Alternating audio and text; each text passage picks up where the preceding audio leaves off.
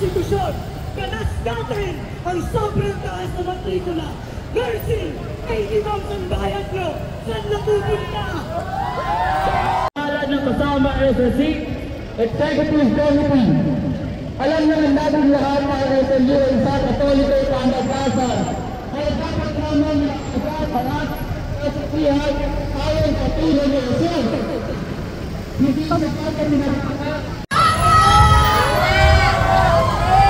Kaya, itaas natin ang panawagan ulit. Servisyo sa tao! Huwag gawing negosyo! Huwag gawing negosyo! Servisyo sa tao! Anak bayan ay GY baha! Ang taas ng bayarin. Mga Luisano, anong gagawin sa korap? Babagsakin! Ang korupsyon di lamang ito napupunta sa nasyonal na level. Tignan natin dito sa Baguio, ang daming problematic na proyekto kung sinasabi. Epekto sa kalusugan ng isyo. Mataas ang antas ng depression, anxiety, suicidal thoughts. Ano ang sinasabi ng gobyerno?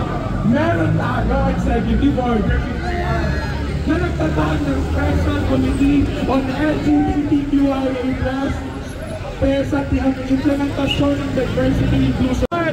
Sa bahagharing SLU, kasama lahat ng nagmamahal, naghahangat, nagsigigan. Mga LGBT, Ay hindi tayo magbibigyan